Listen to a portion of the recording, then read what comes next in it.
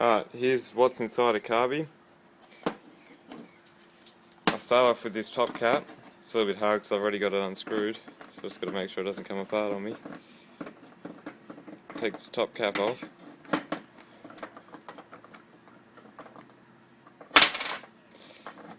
I'll just turn this upside down because I don't have three hands. This is what they call a slide, and that slides up and down in here and controls how much air flows through this hole. And also, yeah, it just controls the air, that's all its job is. Then you got this pin which runs down the middle of the slide, which you saw in the previous video. And that controls how much fuel is flowing from this hole down the bottom here. And since it's got a tapered edge, it's if you've only got the throttle half open, it'll only allow like about half the amount of air in. I mean half the amount of fuel in, than it would allow it fully open. Well, that's the optimum setting, some don't. It depends how you've got it set up. Okay, now here's what's in the bottom of the carby.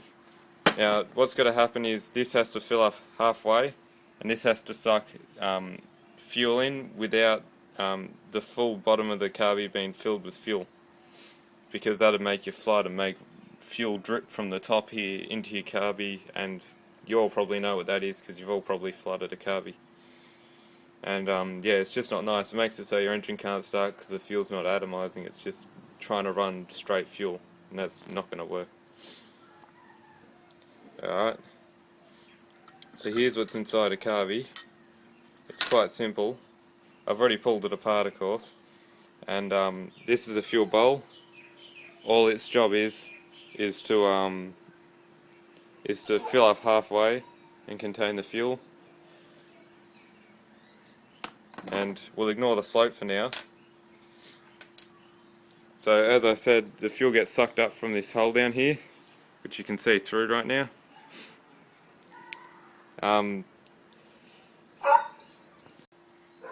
Okay, so as I was saying, the fuel and air gets sucked through this hole, and yeah, so this is the primary controller of how much fuel and air goes into your carby.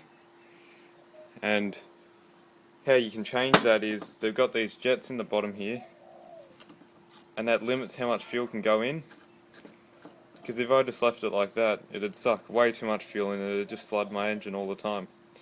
So what this is pretty much just a brass tube with a smaller hole drilled inside of it, or if you buy a larger jet, it's got a larger hole drilled inside of it. So this just constricts how much fuel can flow into the air fuel mixture. So that's how but the size of jet you need is done considering how big the engine is. You know, it's all about engine tuning, and that's another topic in itself, so I'll go on with that later. That's the main jet, so that controls the main flow of fuel and air. And then you got your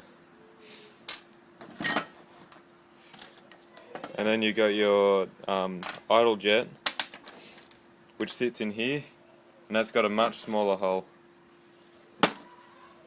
And that's got its own little hole, which is not opened or closed by the needle, or even controlled by the needle. Where'd it go?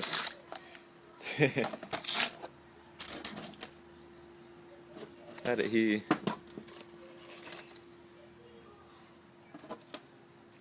I'll come back. So this is the idle jet. It's considerably smaller than your main jet. That's because it doesn't have to flow so much fuel. This is going to be a little bit hard. Let's walk outside and try and get a good light on it, if I can. It's going to be hard with the camera. I can see through it as it is. You can see a little bit of light through it. It's hard for me to line up, you see. Pretty much what that does is the fuel's not controlled by the needle with this one. All it is straight into your air fuel mixture. So that's got another hole in itself. That's got, if you can see here, that's in front of the main jet's hole. And when your engine's idling and your slide's hardly even open, that's the only thing that's controlling the amount of air and fuel into your motor. Yeah, so that's how your engine can idle and it doesn't flood or anything like that. So I said before, this fuel bowl is filled up about halfway, and I guess the next question would be, how do you fill something up halfway, and then when someone's using fuel in here, how does it stay at the same level? Well, to do that, they use what they call a carby float, and all the float is you got buoyant floats on the end of a little arm here, and all they do is sit in here. You've got this valve which opens and closes the line of fuel into your carby bowl. So if I was to put my fuel on here, turn on the fuel tap, heaps of fuel would just be pissing out this hole here, that hole there, and if I left that little valve out and the floats out, all it would do is flood the engine, and it's the same as dropping your bike on its side and leaving it there for a bit, then trying to start it. Just flood it, because there's nothing controlling how much fuel goes into your motor, because it's just free flowing into there. Alright, so how this goes is, this is the valve. Of course you push the valve down, now it's closed. You lift it up, it lets a little bit more fuel into the bowl. Alright, so you've got a little pin here, so these can actuate from the pin. And now all that this does, it's hard to do with one hand, but I'll try and do this and film it. All that this does,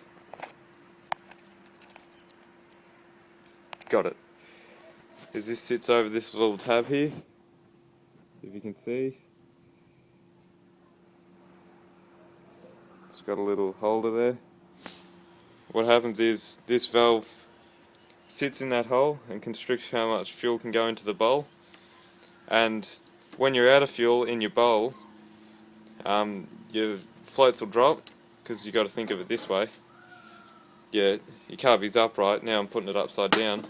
If you're out of fuel, your floats will drop because they're not floating anymore, and allow more fuel in. And then when the fuel's at a desired height, which is about level, it'll stop the fuel flow because the valve's all the way in. And then that means, because they're floating, it means that your bowl has to be about halfway full, depending on the settings. And yeah, so